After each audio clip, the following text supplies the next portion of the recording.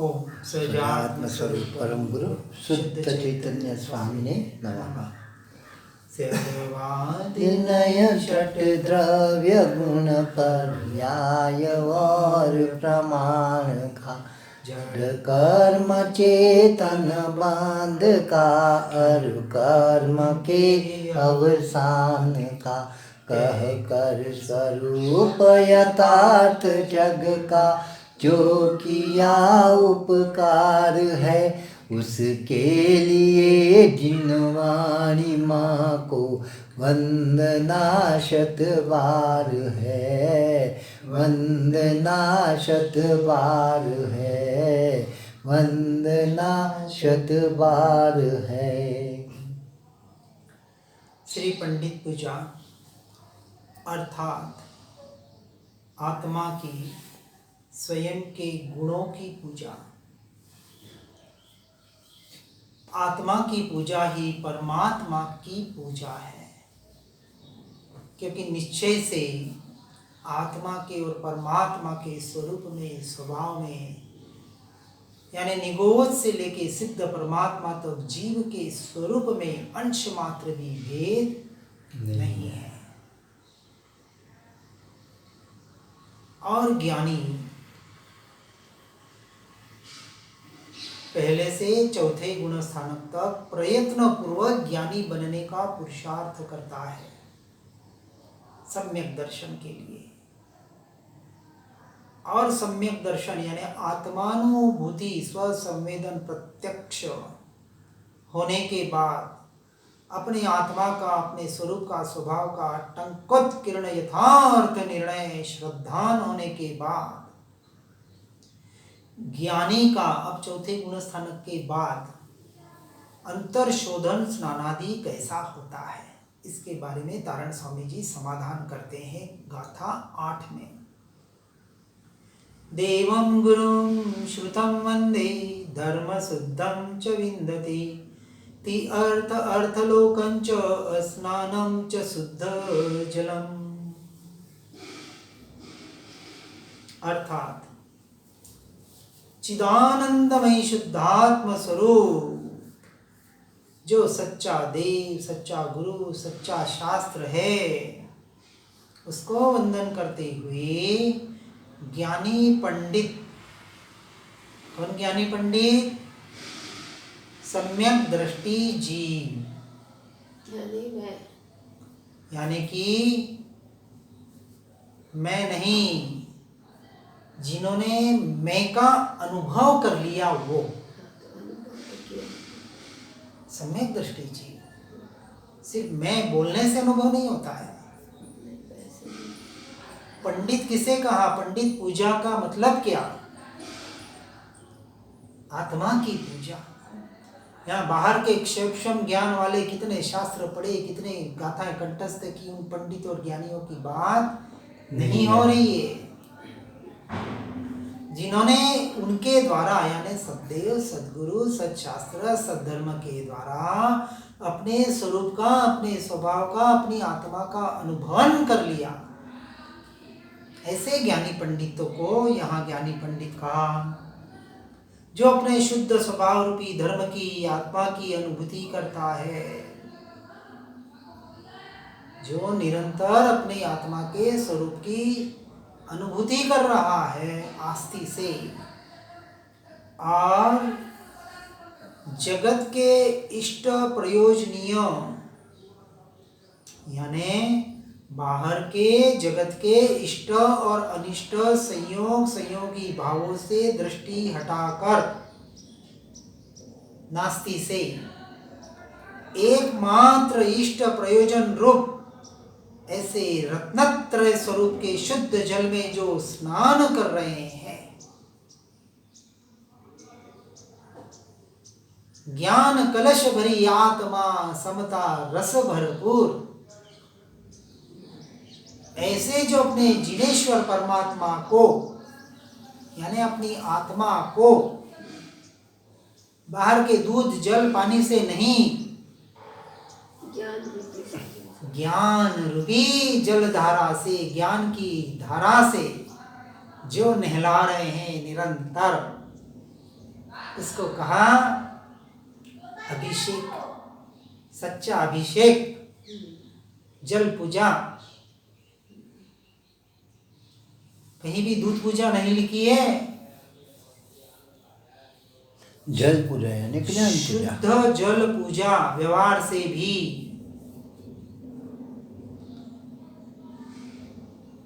वो तो क्षीर समुद्र सागर का पानी, क्षीर सागर समुद्र, वो नेचुरली वैसे होता था, सफेदी वाला। हम जबरदस्ती कर रहे हैं। दूध के समान पानी भरा होता है सफेद। और उन दूध को हम एक अपेक्षा से, जो गाय का खून है अपेक्षा से सफेद खून है, लाल खून और सफेद खून, white cell and red cells, इसलिए कह रहे हैं ऐसे। ये तो बाहर की पूजा, वहां की तो यहाँ उसका कोई उल्लेख नहीं, कोई लेना देना नहीं। व्यवहार से आप जो भी करते हैं हमें कोई लेना देना नहीं। कौन कह रहे हैं? ऐसे ज्ञानी पुरुष कहते हैं, सत्पुरुष कहते हैं, महापुरुष कहते हैं। हमें तो उस ज्ञान रूपी रस से, ज्ञान धारा से लेना देना है। क्योंकि आत्मा की प्रभुता, किसकी? आत्मा की यानी मेरी प्रभुता, मेरे भीतर मुझसे परिपूर्ण है।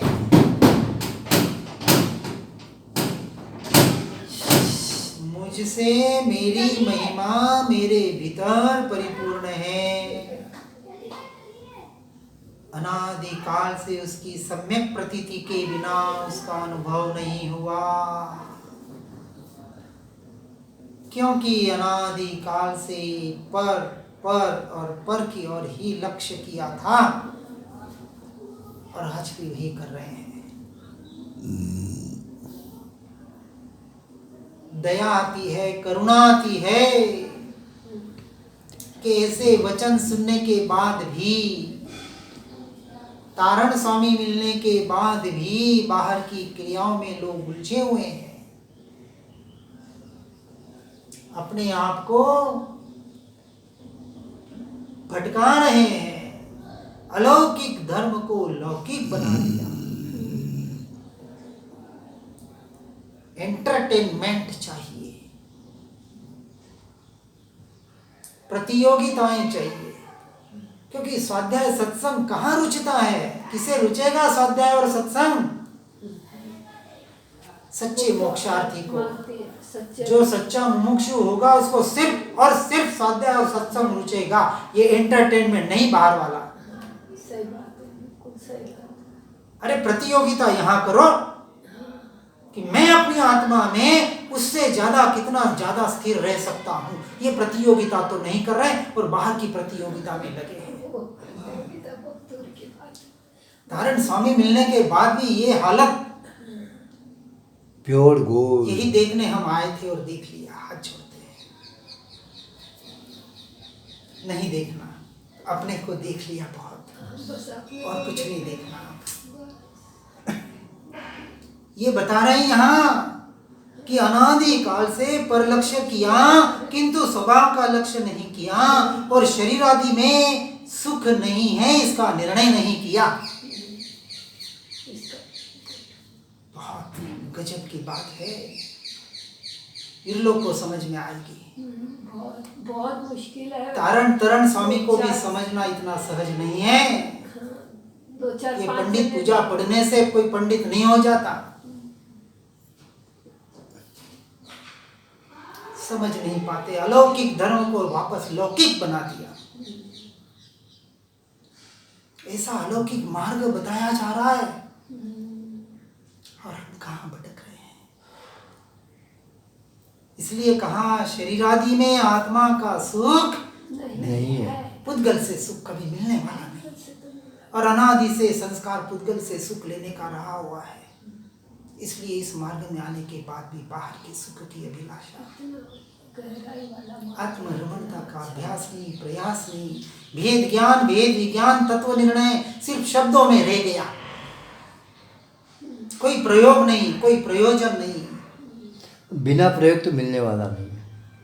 उससे सवाल ही नहीं, इतने साल हो गए सुनते सुनते भेद हे भगवान आत्मा तू कह रहे हैं शुभ राग में भी सुख नहीं है और मेरा स्वरूप तो शुभ राग से रहित है। क्या बता रहे हैं ज्ञानानंद जी महाराज बता रहे हैं। बताना, कहना, सुनना अलग चीज है और अपना कर आचरण में लाना बहुत अलग दुर्लभ है। दुर्लभ वस्तु है, समझ नहीं पा रहा है जी। इसलिए कहा शुभ राग में भी सुख नहीं है और मेरा स्वरूप, मेरा किसका? आत्मा का स्वरूप इस शुभ राग से रहित है, अंश मात्र भी छुआ तक नहीं है। ऐसे भेद के विचार में भी सुख नहीं है। क्या भगवान आत्मा बता दिया। ये जो भेद, कौन सा भेद? शुभ और अशुभ, ये शुद्ध भाव, शुद्ध भाव। शुद्ध भाव की बात कर रहे हैं कि शुभ राग भी मेरा स्वरूप नहीं है। ऐसा जो भाव आया, ऐसा जो विकल्प आया, वो भी मेरा स्वरूप नहीं है। ये विकल्प भी मेरा स्वरूप नहीं है। नहीं है। भगवान आत्मा, क्या कहे। मैं आत्मा हूँ, ये विकल्प यानी ऐसे भेद के विचार और इस बात पे निहाल चंद जी सोगानी को सम्यक दर्शन हुआ था। राग भिन्न, ज्ञान भिन्न। किससे भेद ज्ञान किया? परद्रव्य से नहीं, राग से। परद्रव्य तो 100% भिन्न है, लेकिन मुझ आत्मा से उत्पन्न होने वाले ये मोह राग द्वेष के भाव ये भी 100% भिन्न है। परंतु जो शुद्ध और शुभ, शुद्ध के लक्ष्य से होने वाले शुभ भाव, शुद्ध के लक्ष्य से, हाँ, मैं आत्मा हूँ, मैं जानने वाला, प्रशस्त राग। हाँ, इसलिए कह दिया राग तो राग है, राग तो आग है। राग कभी प्रशस्त और अप्रशस्त नहीं होता निश्चय की अपेक्षा से, व्यवहार से। आप जो भी व्यवहार से, यहाँ व्यवहार का कथन हम समझने नहीं बैठे हैं। नहीं। व्यवहार तो अनादि से और इस भाव में भी अनेक लोग समझा रहे हैं, हमें उसमें अटकना नहीं है, हमें हमारा काम करना है। इसलिए कहा कि ऐसे भेद के विचार में भी सुख नहीं है और मेरा स्वरूप शुभ राग से रहित है। ऐसे भेद के विचार में भी सुख नहीं है, इसलिए उस भेद के विचार में भी उलझना अज्ञानी का कार्य है। किसका कार्य है? अज्ञानी का। इसलिए उस नए पक्ष के भेद का आश्रय छोड़कर अभेद, अखंड, एक ऐसे स्वभाव की अनुभूति में डूबना ही ज्ञानी का स्नान है। ज्ञान की धारा, ज्ञान की धारा, ज्ञान ज्ञान ज्ञान ज्ञान, चैतन्य चैतन्य चैतन्य, मात्र चैतन्य। वो चैतन्य की धारा, वो ज्ञान की धारा, और ज्ञान की धारा के द्वारा ज्ञायक भाव की स्थिरता। फिर स्थिरता में कोई धारा भी नहीं होती। पहले धारा चलानी पड़ेगी तो स्थिरता आएगी, और वो उस परम पारिणामिक भाव में स्थिर हो गया। अब कोई विचार नहीं, कोई विकल्प नहीं, कुछ भी नहीं, मात्र अपने अस्तित्व का, अपने अनुभव ज्ञान की धारा, स्वरूप का होनापना मात्र जहाँ रह जाए। भगवान ज्ञान की धारा तो कंटिन्यू चलती है। अभी ज्ञान की धारा चला रहे हैं, फिर अपने आप चले, चलती रहे, अपने आप चले। ज्ञान स्वभाव की स्थिरता का नाम ही अजपा जाप, स्थिरता का नाम अजपा जाप। तो पहले अजपा जाप के लिए पहले जाप तो करना पड़ेगा। भाष्य जाप नहीं, मानसिक जाप। उसके पहले मानसिक। वेद ज्ञान, वेद विज्ञान, ये भी मानसिक जाप दे रहे हैं हम। ये मानसिक, और मानसिक नहीं रह पा रहे हैं तो भाष्य जाप। शरीर चल रहा है, मैं जान रहा हूँ, शरीर के जानते वक्त मैं अपने ज्ञान स्वभाव को जान रहा हूँ। जोर से बोले। पर उसे निष्कृष्ट जाप कहा, जो शब्द उच्चारण किसी को सुनाई दे। उससे मध्यम, जो सिर्फ स्वयं को सुनाई दे। और उत्कृष्ट जाप मानस सिर्फ मानसिक जाप। और सर्वोत्कृष्ट जाप जपा जपा जाप, अजपा, अपने आप चलता रहे। अपने आप चलता रहे, उसी का नाम स्थिरता। फिर वो चलता रहा, ज्ञान की धारा चल ही रही है, चलानी थोड़ी है। कर्म की धारा हर समय चल रही है, ज्ञान की धारा हर समय चल रही है, चलानी थोड़ी है। उसका स्वीकार भाव, यह ज्ञानी का स्नान है। लौकिक व्यवहार में अशुद्धता को दूर करने के लिए स्नान करते हैं, पवित्र होने, शुद्ध होने के लिए नदी आदि के जल में स्नान करते हैं, और स्नान करने से शुद्धता और शांति बढ़ती है। यह हमें व्यवहार से पता है। लोग कहते हैं ना कि आज स्नान कर लिया, थोड़ा फ्रेश महसूस कर रहे हैं। बाहर के इस अशुचिमय शरीर को नहलाने से भी कुछ शांति मिल सकती है, कुछ प्रसन्नता मिल सकती है, भले इंद्रिय भोग हो, पर मिलती है, अनुभव है। ये अच्छा लगा, थोड़ा फ्रेश लग रहा है। तो विचार करें, जो संपूर्ण शुद्ध ही है, परिपूर्ण है, ऐसे परिपूर्ण शुद्ध स्वभाव में डुबकी लगाएं। और कैसे डुबकी? अनंत काल की डुबकी लगाएं तो कितना आनंद आएगा। वो आनंद तो उस आनंद को भोगने वाले ही बता सकते हैं, बता नहीं सकते। इच्छा सिर्फ अनुभव कर सकते हैं। अपना अनुभव अपने से, स्वयं से ही होता है, कोई नहीं बता सकता। कहीं शक्या नहीं पढ़ते श्री भगवान भी, परमात्मा भी नहीं बता सकते, तो ये पागल प्राणी क्या है? यहाँ अंतर शोधन, शुद्ध स्वभाव की उपलब्धि, पूर्णता के लिए ज्ञानी अपने रत्नत्रय स्वरूप के शुद्ध जल में स्नान करता है और अपने पूर्णानंद नाथ की अनुभूति में डुबकी लगाता है और उसमें डूब जाता है, डूब जाता है। कितनी देर के लिए? अनंत काल के लिए, सदा के लिए।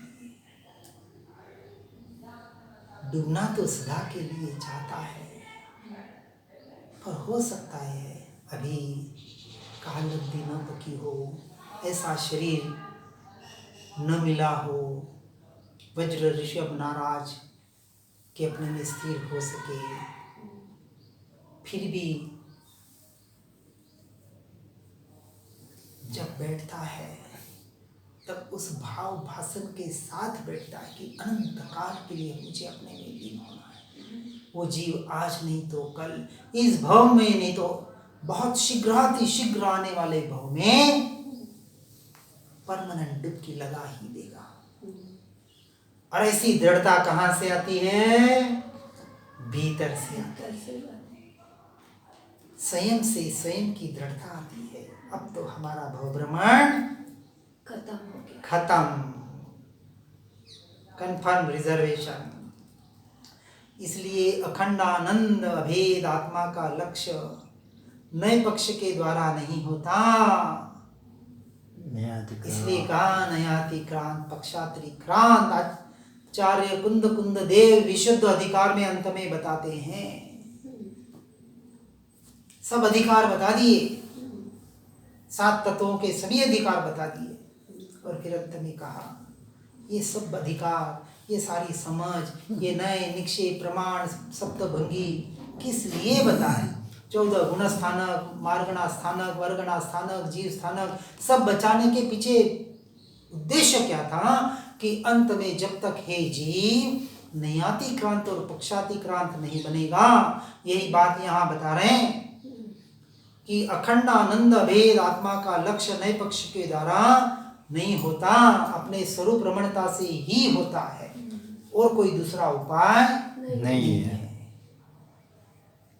नए पक्ष की विकल्प रूपी मोटर चाहे जितनी दौड़ाई जाए, मैं गायक हूँ, अभेद हूँ, शुद्ध हूँ, ऐसे विकल्प करे, फिर भी वे विकल्प स्वरूप के आंगन तक ही ले जाएंगे। आंगन तक ले जाएंगे, अंदर प्रवेश नहीं नहीं करा पाएंगे। किंतु स्वरूपानुभव के समय तो वे सब विकल्प छूट ही जाने चाहिए। किस प्रकार? छूटते ही है। किस प्रकार छूटते हैं? जब अपने स्वयं की रमणता होती है, जब वो द्रव्य का, वो दृष्टि का जोर स्वभाव पर होता है और विकल्पों पर नहीं होता है। ये विकल्प भी, कौन सा विकल्प? मैं शुद्धात्मा हूँ, मैं ज्ञायक हूँ, मैं अभेद हूँ, मैं फलाना, मैं आत्मा के लिए, ये आत्मा में भी जो मैं पना है, वो मैं पना भी मेरा प्राप्त स्वरूप हो नहीं जाता है। है। अब कोई विचार नहीं, कोई विकल्प नहीं, अपने अस्तित्व का, अपने स्वरूप का मात्र होना सहज बना चुका, रहता है। सहज भाव भाषण भाव मात्र स्वीकार भाव, सब विकल्प छूट जाते हैं।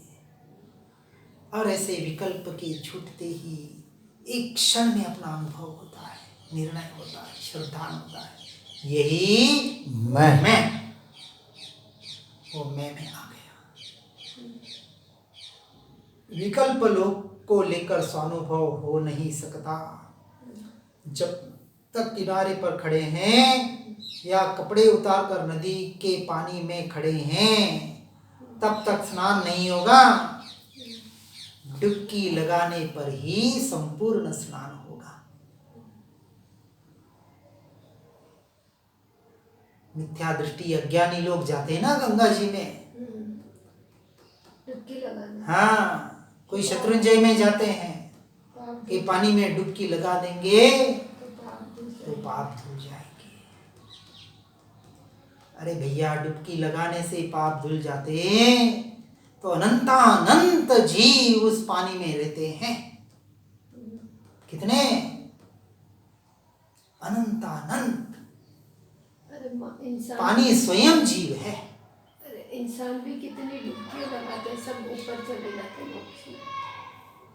भैया, ऐसे डुबकी लगाने से यदि पाप धुल जाते तो वो जीव पहले मोक्ष में जाना चाहिए। मछलियां वगैरह आदि तो पानी में है। सारे एकेंद्रिय से पंचेंद्रिय सब जीव पानी में है। सारे जीव हैं, संगी पंचेंद्रिय तक पानी के आश्रित रहे हुए हैं। तो शत्रुंजय नदी में भी है, गंगा नदी में भी है, और किसी की और कोई पवित्र नदी हो उसमें भी है। अनंत अनंत जीव पर मोक्ष नहीं जा पाते। इसलिए नए पक्षों का ज्ञान स्वरूप के आंगन में पहुंचने के बीच में आता है। आंगन से भीतर प्रवेश करने के बीच में क्या आता है? ये नए पक्ष, ये मत, संप्रदाय, कुल, परंपरा, ये सारे नए पक्ष है। मैं जैन, मैं श्वेतांबर, मैं दिगंबर, मैं तारणपंथी, मैं फलाना धर्म क्षेत्र में भी वो मैं अपना बाहर और बाहर ही है। मूर्ति के मंदिर नहीं तो शास्त्रों के मंदिर। व्यवहार का निषेध नहीं है, व्यवहार अपने अपने तरीके से यथा योग्य करें। लेकिन यदि व्यवहार को ही धर्म मान लिया, अपेक्षा से ठीक है कि पत्थर के मूर्ति में भगवान नहीं है, परंतु शास्त्रों में तो परमात्मा के स्वरूप का कथन किया है। बिल्कुल सही बात है। तो सबसे आज हमें हमारे उपकारी कौन? तो सत्य शास्त्र, बिल्कुल पक्की बात, हम तो स्वीकार कर रहे हैं। क्योंकि सद्देव, सद्गुरु और सद्धर्म का स्वरूप हमें सिर्फ और सिर्फ आज शास्त्रों के माध्यम से ही सुनने को, समझने को मिल सकता है। पर यदि उसमें भी अटक गए तो किसमें? शास्त्रों में, शास्त्र की पूजाओं में। शास्त्र नहीं कह रहे हैं कि मुझ में अटक जाना। तारण स्वामी ने नहीं कहा कि मुझ में और शास्त्रों में अटक जाना। कहाँ अटकना? अपने स्वरूप में, निज स्वभाव में। वहां ऐसा अटक जा कि वहां से कितना भी कोई भी खींच ले अनंत काल तक कहाँ तो भी अंश मात्र भी अटकना नहीं, हिला न जा सके, ऐसा स्थिर हो जा। ऐसा मार्ग है। इसलिए कर्म जड़ है और जड़ कर्म मेरे स्वरूप को नहीं रोक सकते। क्यों नहीं रोक सकते? क्योंकि मैं स्वाधीन, मुझे कर्मों की भी अपेक्षा नहीं, जड़ पुद्गल की तो नहीं, लेकिन इन विभावों की भी नहीं, क्योंकि मैं स्वाधीन, स्वयं से स्वयं के स्वभाव में रहने वाला ज्ञान स्वभावी भगवान आत्मा, वही मैं हूं। बस इसका नाम पंडित पूजा है। यहाँ ज्ञानानंद जी महाराज यही बता रहे हैं कि कर्म जड़ है और जड़ कर्म या बाहर की कोई भी पर द्रव्य और पर भाव मुझे मेरे स्वरूप में आने के लिए नहीं रोक सकते। क्योंकि जब मैं मेरे स्वरूप में आता हूं तो न वहां जड़ कर्म रहते हैं, ना पर द्रव्य रहते हैं, ना पर भाव रहते हैं, रहेंगे नहीं। जितने क्षण में अपने स्वरूप में हूं, जितनी देर, जितने कालावधि तक मैं अपने स्वरूप के लक्ष्य से स्थिर हूं, उतना पर द्रव्य पर भावों से सहज ही दूर हो जाता हूं, होने की जरूरत नहीं पड़ती। यदि मैं विकार करूं तो कर्म निमित्त कहलाते हैं, विकारी भाव होते हैं। पर भाव मोह राग द्वेष रूपी जो भाव होते हैं उसमें कर्मों का निमित्त नैमित्तिक संबंध बताया। वैभाविक शक्ति वहां काम कर रही है, परंतु ये कर्म मुझे विकार नहीं कराते। निमित्त बन सकते हैं लेकिन कर्म बिचारे क्या क्या करे? करें। लेकिन यह जीव राजा बिचारा बना हुआ है और कर्म राजा को प्रदान कर दिया है। कैसी अवस्था। इसलिए कर्म और आत्मा में क्यों नहीं, ये कर्म मेरा अंश मात्र भी नहीं बिगाड़ सकते। क्यों? क्योंकि कर्म और आत्मा में परस्पर अत्यंत अभाव है। कितना? अत्यंत अभाव है। एक द्रव्य दूसरे द्रव्य का अंश अंश अनंतवे भाग तक कार्य क्रिया कर नहीं सकता। अनंतवे भाग तक ऐसा स्वरूप है। ऐसा अत्यंत भाव होने से दोनों द्रव्य संपूर्णतः भिन्न है, न्यारे हैं, स्वतंत्र है। जीव का परिणमन जीव से जीव में ही हो रहा है और पुद्गल का परिणमन पुद्गल से पुद्गल में ही हो रहा है। सभी द्रव्यों का परिणमन अपने से अपने में ही हो रहा है। इस सिद्धांत को दृढ़ करना है। इसका नाम सम्यक दर्शन, इसका नाम सम्यक दृष्टि। इसलिए यह दो द्रव्य एक दूसरे का कुछ नहीं कर सकते। किसी भी अपेक्षा से, किसी भी एनी हाउ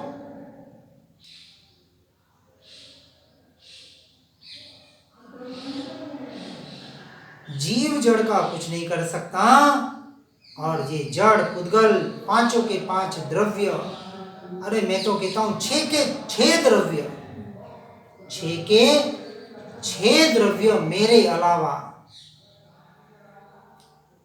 मेरा कुछ नहीं कर सकते। वो शक्ति मुझसे, मुझ में ही रही। परमात्मा की शक्ति भी मेरे काम आने वाली नहीं है, तो औरों की क्या है। इसलिए 6 के 6 द्रव्य पर में गए पर समय, और मैं मेरे लिए स्व समय, बस। इसलिए जो राग द्वेष होते हैं, मोह राग द्वेष होते हैं, उन्हें भी कर्म नहीं कराता, तथा वे परवस्तु में भी नहीं होते। मोह राग द्वेष के भाव अंश मात्र भी कर्म नहीं कराता, परंतु वो पर द्रव्य में भी नहीं होते। होते तो मुझ आत्मा से ही है। पर उसमें एकत्व करता। ये भाव मोह राग द्वेष के भाव पर वस्तु में नहीं होते, किंतु मेरी ही अपनी एक क्षण भंगुर ऐसे पर्याय रूपी अवस्था में होते हैं। अब उसका कारण वैभाविक शक्ति, मेरा अपना स्वयं का दोष है। ये भ्रांति, इस अज्ञानता की वजह से मैं ही मेरी अवस्था को, मेरी पर्याय को मलिन बनाने का कारण बनता हूं। पर्याय मलिन हुई नहीं, हो सकती नहीं, क्योंकि जब मैं उसी पर्याय को अपनी तरफ, अपने द्रव्य की तरफ, स्वयं की तरफ ढालने का पुरुषार्थ करता हूं, तो पर्याय शुद्ध हो जाती है। ये भी व्यवहार का कथन। कोई पर्याय अशुद्ध हो तो उसे शुद्ध किया जाए। जो पर्याय आज दिन तक पर रूप हुई ही नहीं, अशुद्ध हुई ही नहीं, अब उसे शुद्ध करने की भी कहाँ बात। शुद्ध निश्चय नए का विषय है, पर समझना पड़ेगा। व्यवहार ने के 4 भेद और निश्चय ने के 4 भेद यथास्थिति जानकर, सुनकर, समझकर, पर द्रव्य और पर भावों से हटकर अपने स्वरूप रमणता का जो पुरुषार्थ करता है, वही सच्चा मुमुक्षु कहलाने का अधिकारी है। वही सम्यक दृष्टि जीव आगे के प्रतिमाओं का अधिकारी है, 5वें गुण स्थानक का। अभी अनुव्रतों की बात हो रही है, महाव्रत तो बाद की बात है। पहले ये निर्णय तो होए आत्मानुभव के द्वारा, स्वयं के स्वरूप के अनुभव के द्वारा। पर्याय दृष्टि हटकर जब तक द्रव्य दृष्टि नहीं बनती है, तब तक जीव अपने से अपने में परिणमित नहीं हो पाएगा। इस बात को हमें बराबर समझना है। इसलिए जो पर्याय की एक समय की पर्याय मात्र है, पर्याय कितने समय की? एक समय की पर्याय मात्र है। वह राग द्वेष, वह पर्याय भी मेरा स्वभाव, मेरा स्वरूप नहीं है। ऐसा जब तक दृढ़ निर्णय, ऐसा जब तक टंकोत्कीर्ण श्रद्धान नहीं होता, तब तक समझना सम्यक दर्शन नहीं। इसलिए निश्चय से मेरा स्वभाव तो राग से, रागादि से रहित और ज्ञानादि से सहित ऐसा ही है, ऐसा ही है। ऐसा टंकोत्कीर्ण निर्णय श्रद्धान, इसका नाम सम्यक दर्शन, इसका नाम सम्यक दृष्टि जीव। स्वरूप को बराबर समझना है। इस प्रकार सभी पहलुओं का, किनका? सभी नए निक्षेप प्रमाणों का यथार्थ ज्ञान करके समझकर,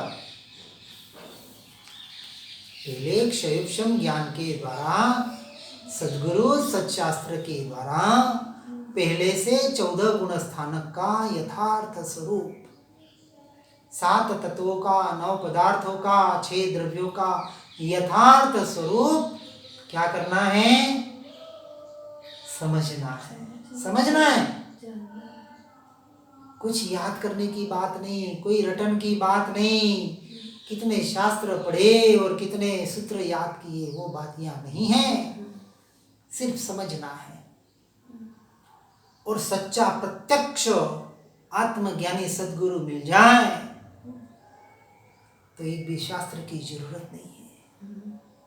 ऐसे ज्ञानी पुरुषों के चरणों की शरण का स्वीकार बताया, क्योंकि वो सीधा आपको मार्ग बता देंगे। हे भैया, मोक्ष जाना है? हाँ जाना है। संसार से छूटने की ताकत है, साहस है? हाँ है। जिसकी है वही अब आगे तीसरे प्रश्न में जा सकता है।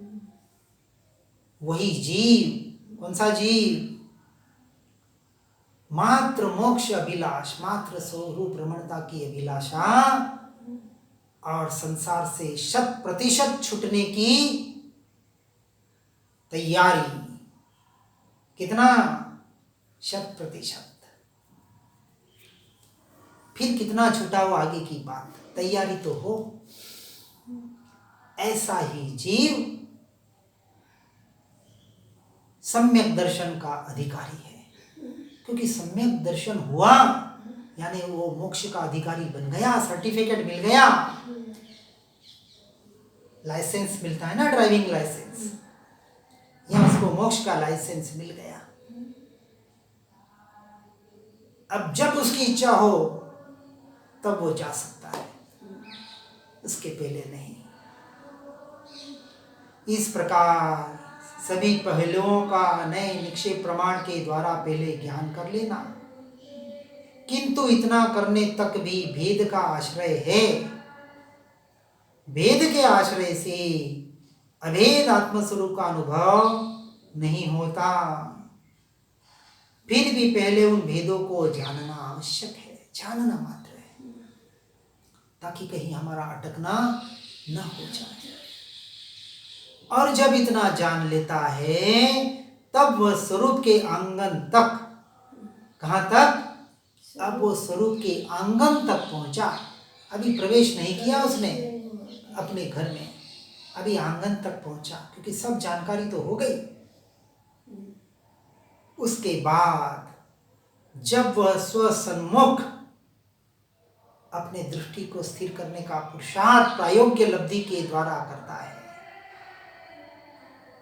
तब अनुभव के द्वारा अभेद अखंड एक स्वरूप में डूबता है। कितनी देर के लिए?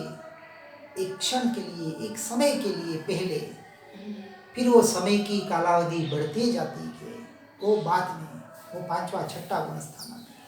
चौथे में एक समय के लिए अपनी अनुभूति करता है, उसमें डूबता है, यही मैं। और ऐसे रत्नत्रय के शुद्ध जल में स्नान करना कहलाता है। इसको कहा उसने अपने रत्नत्रय स्वरूप में डुबकी लगा दी, पूरी की पूरी डुबकी लगा दी। इस बात को समझना है। टाइम बताए कितना हुआ, इसलिए कह रहे हैं 31 मिनट हो गए, 39 हो गए। हर जीव इस बात को सुनकर समझकर अपने स्वरूप में एकमात्र डुबकी लगाने का प्रयास करे, पुरुषार्थ करे, इसी भावना के साथ। जिनाज्ञा तो कुछ भी कहने में आया हो तो इच्छामी जिनवाणी के ज्ञान से हो सम्यक श्रद्धान, जो जाने चारित्र मानु पाऊं पद निर्वाण।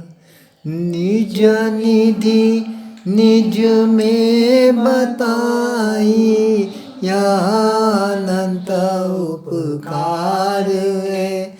उसके लिए जिन वाणी माँ को वंदना शत बार है, वंदना शत बार है, वंदना शत बार है।